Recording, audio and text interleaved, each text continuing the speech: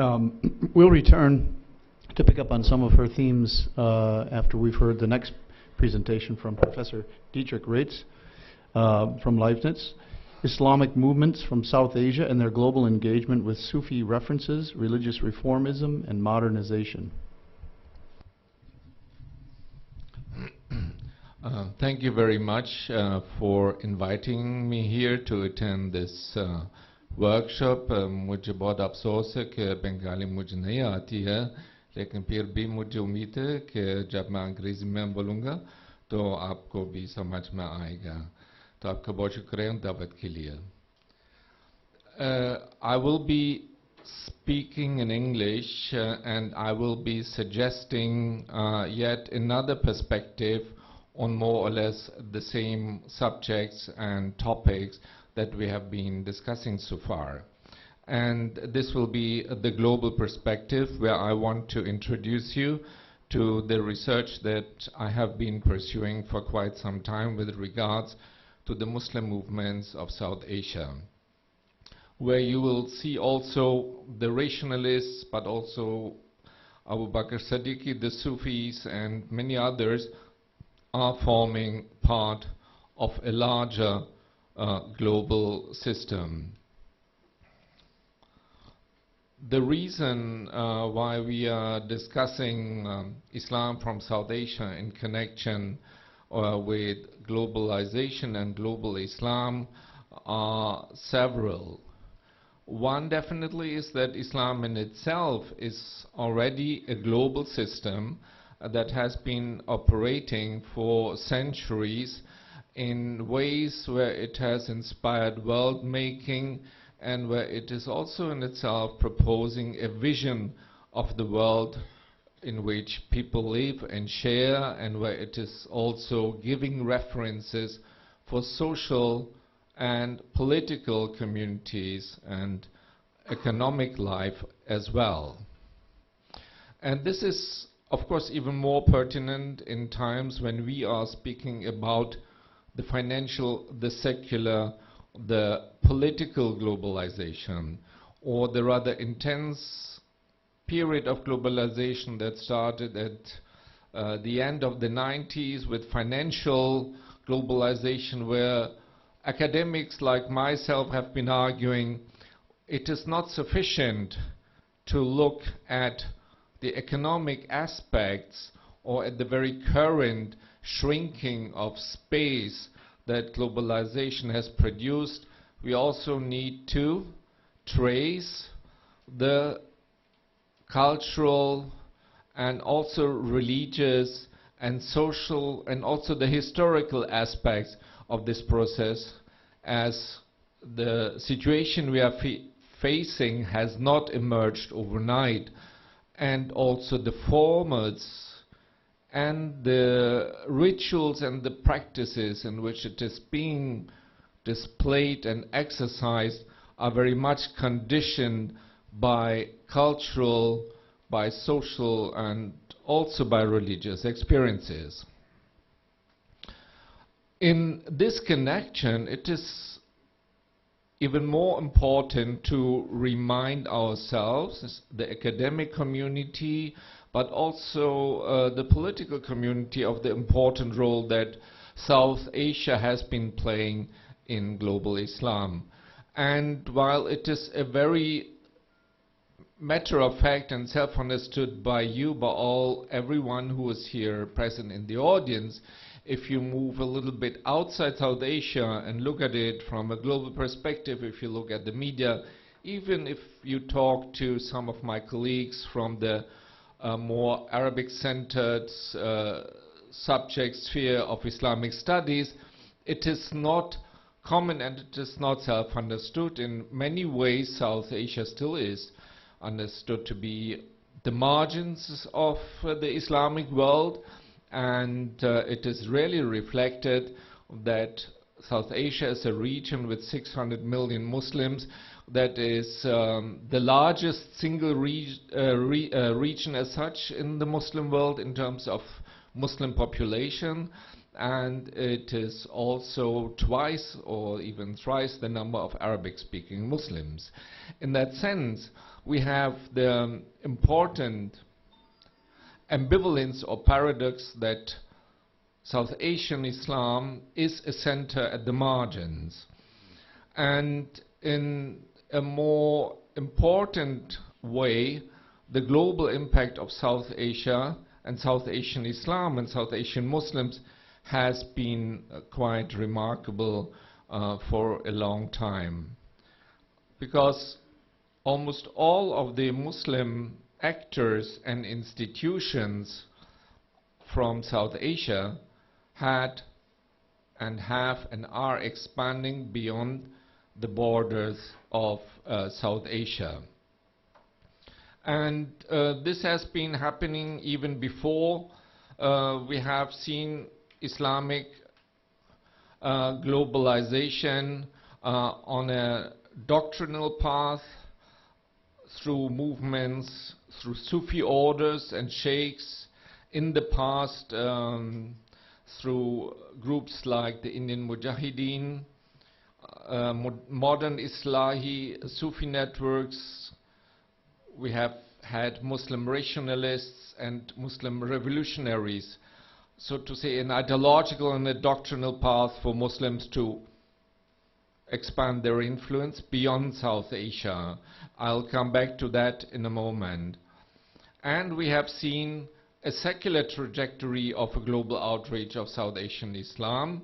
Why? Because South Asia, through being connected with the British colonial empire, facilitated an expansion of South Asian ideas, South Asian people, South Asian Muslims very early on to other parts of the world.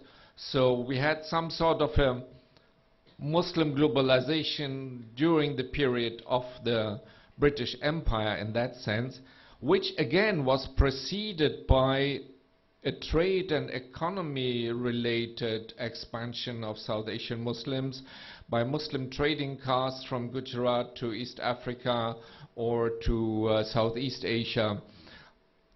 So we had seen different economic and social processes also helping and supporting this expansion, and we have to add today the new routes of migration, where the economic diaspora of South Asian roots, ancestry or origin is one of the most vibrant and influential across the world, and has literally expanded the South Asian Muslim universe across the world. And what is especially important in this connection is that South Asia in this context is seen and can be seen as a truly pluralist universe with a large number of different groups and denominations and interpretations that cover almost the entire field of what we sometimes call the Islamic field, following Bourdieu, with different formats and different actors and institutions.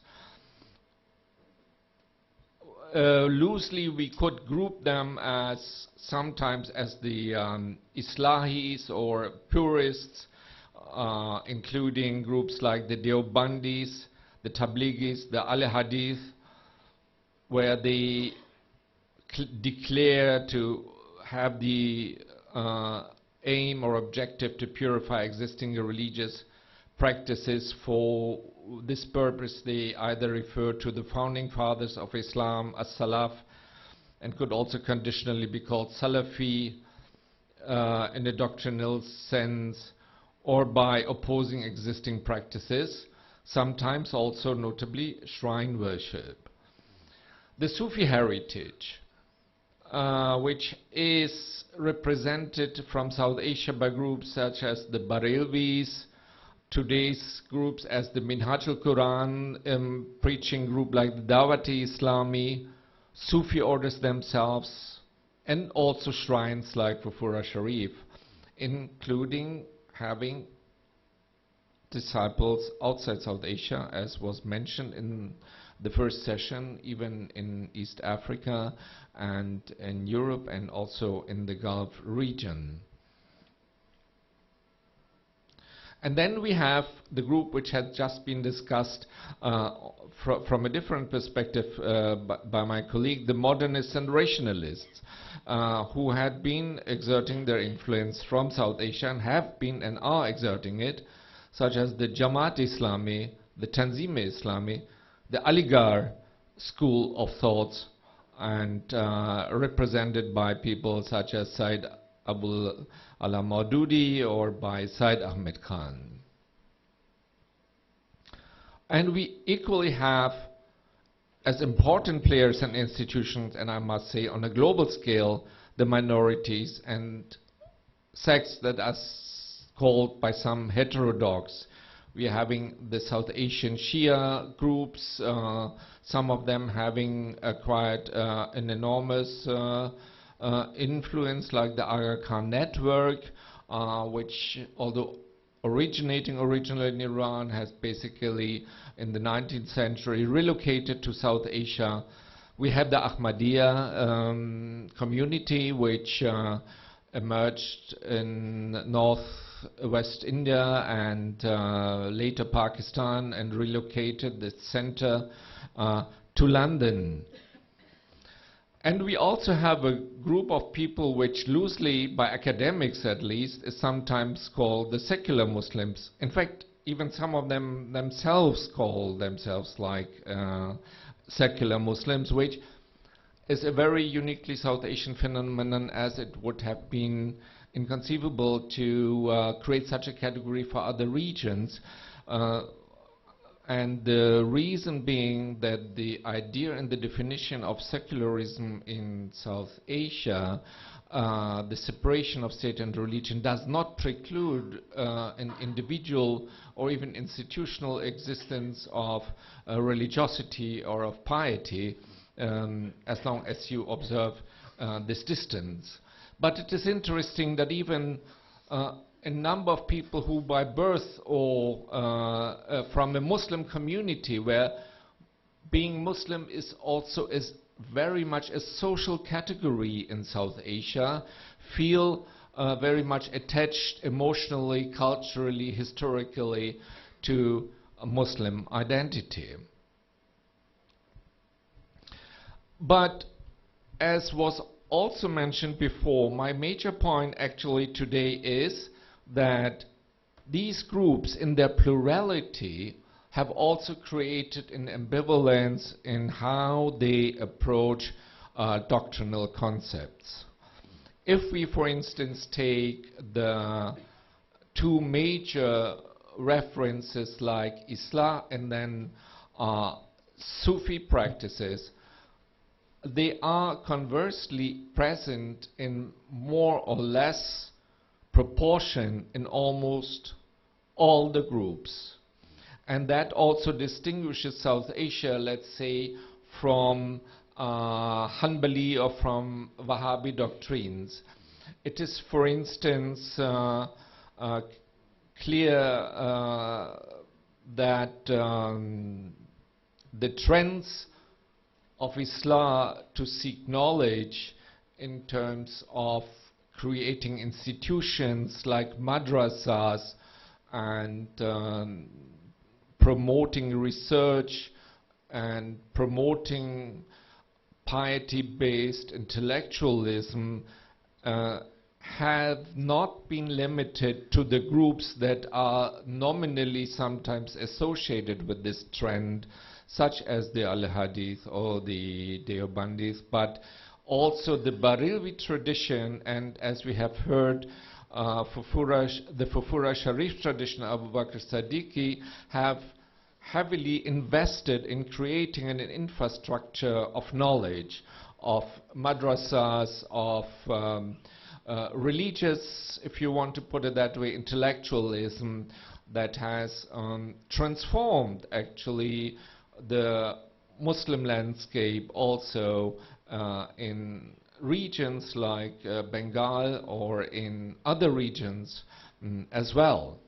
And this university, the Alia University, where we are convening, is also a sample, a representation of this trend, which came out of a madrasa that was The Calcutta Madrasa originally was also created in cooperation with the British, but now it kind of goes into the modern subjects and combines religious knowledge with modern knowledge, so that it comes closer to another system that acquired quite global significance, the system of the International Islamic Universities, which is represented, for instance, by the International Islamic University in Islamabad and by the International Islamic University in Malaysia, but which also has followers in Kerala and where the Alia University, in a sense, could also be understood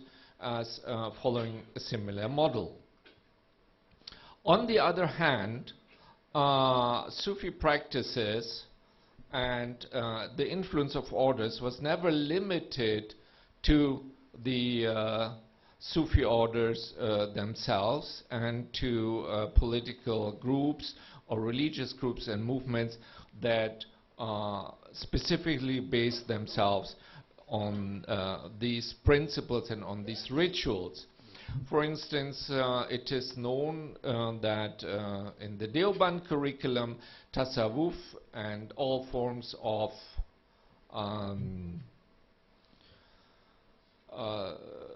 Sufi practices are integrated as long as they are Sharia compliant and are compliant with the Quran and the Sunnah. And followers of the Deobandi school are taking bayat into all the four major orders, and this connection goes to the point where, based also on my own research, every Deobandi madrasa has a scholar, has an alim who acts as a trust reference person for the students, and who will be, and from whom they will be taking this type of bayat to establish a personal connection with the system. A much deeper connection, in fact, with the Sufi legacy exists in the Tablighi Jamaat. Some of you may be aware of it, where still some time ago, 20, 30 years ago, they still practiced the bayat by the leader, by the Amir of the Tablighi Jamaat, and they also have categories like niyat and the practice of zikr firmly integrated into their system, and this is quite interesting because that creates a position of ambivalence, because in the Islamic field the Tabligh Jamaat is sometimes seen middle of the road, so it's sometimes attacked by the Salafis of not being properly or purely Muslim, and it's attacked by the shrine representatives of being Salafi and trying to convert them to a different form of Islamic practice.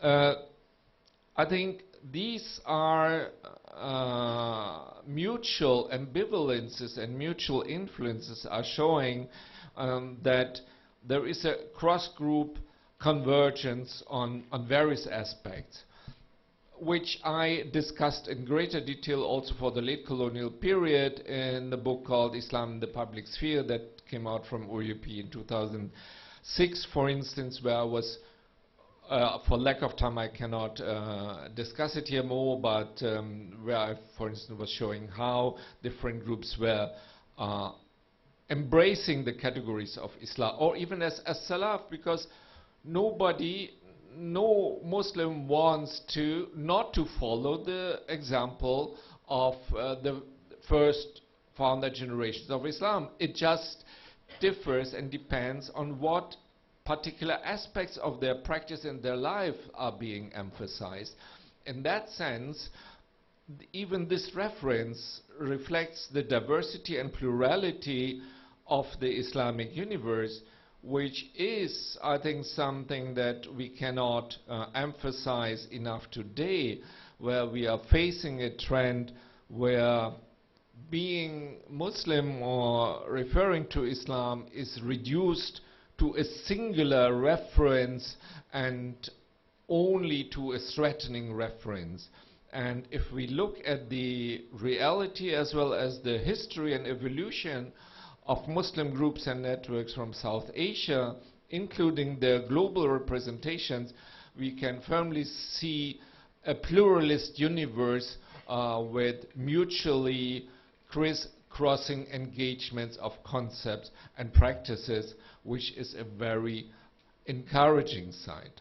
Thank you.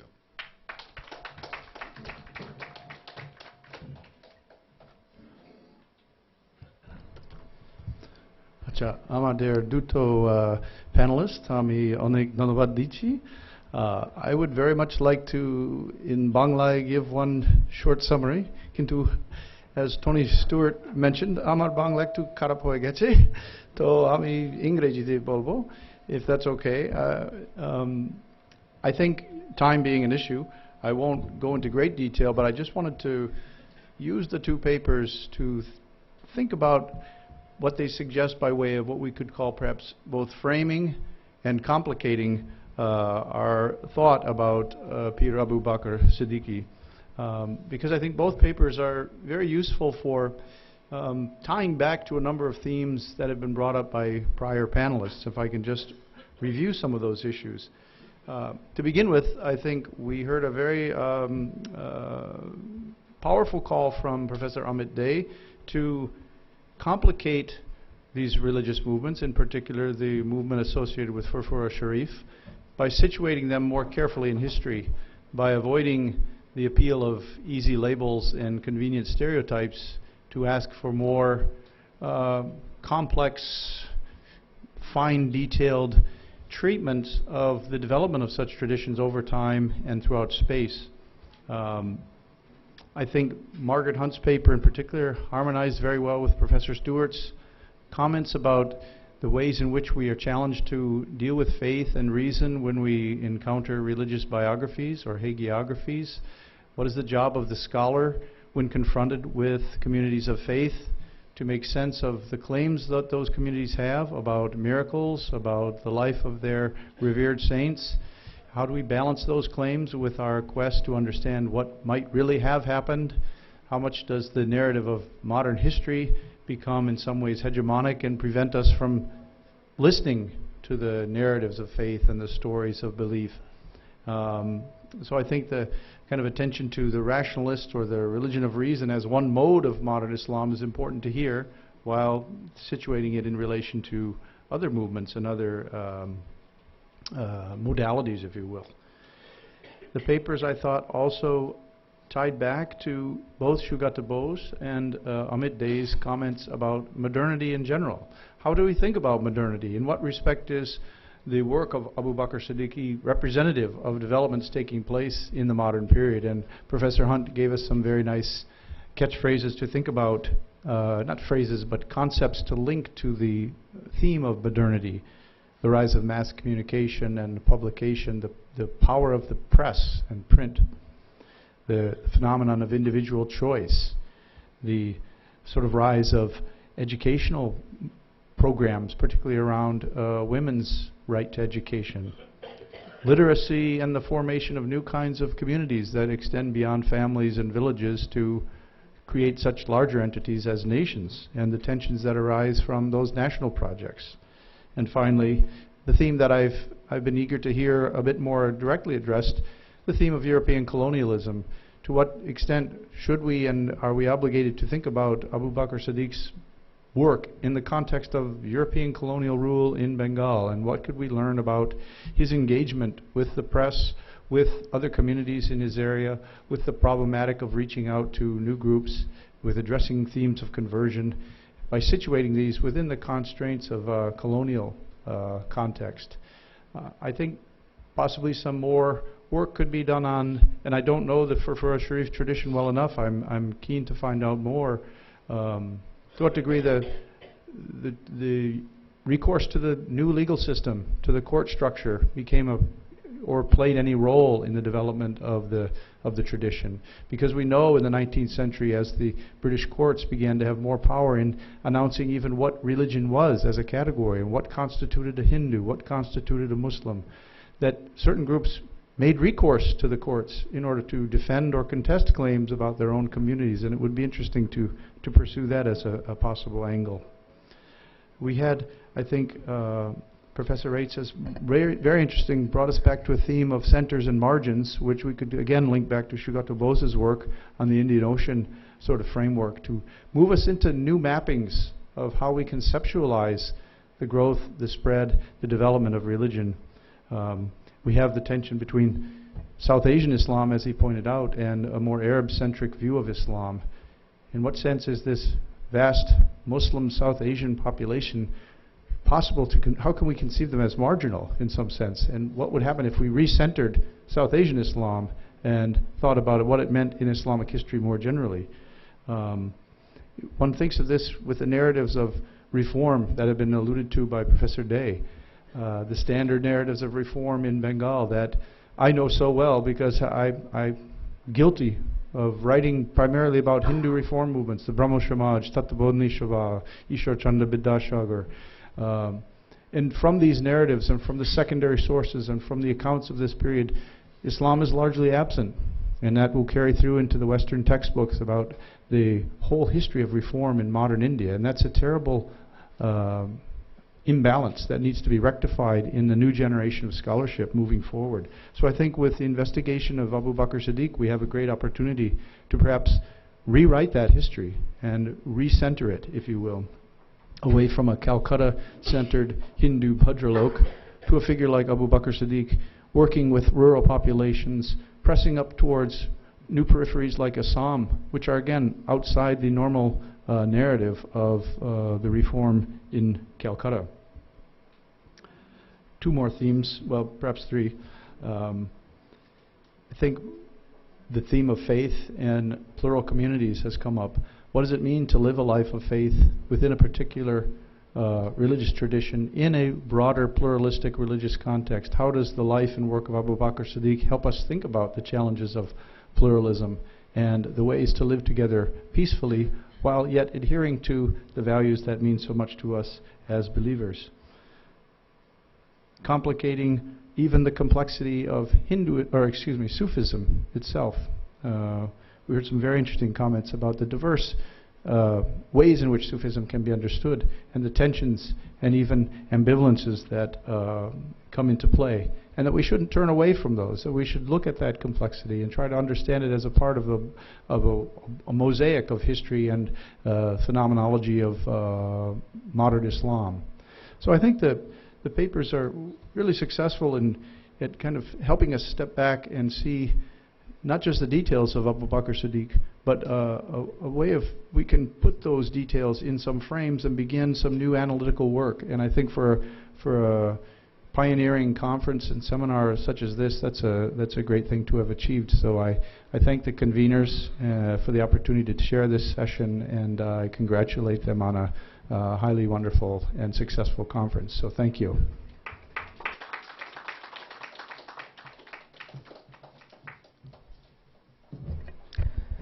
Thank you, Professor Hatcher, for chairing this such an important session, special session. I would like to thank, on behalf of Abu Bakar Siddique Memorial Committee, Furfura Sharif, I would like to thank Professor Hunt, Professor Reetz, and of course our very own Professor Hatcher. Now we'll proceed our last academic sessions. After that we'll go for break.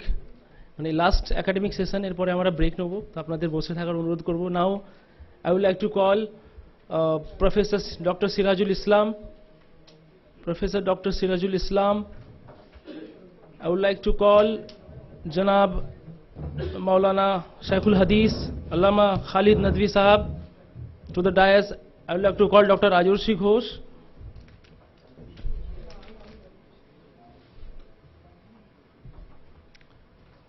I would like to call Dr. Maulana Muhammad Ubaidur Rahman Sahib.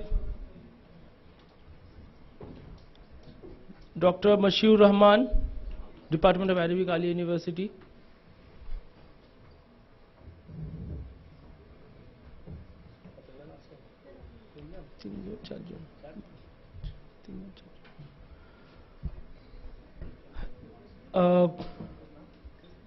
This session will be an important session because the theology part, which is an also important part of the thought of Pir Abu Bakar.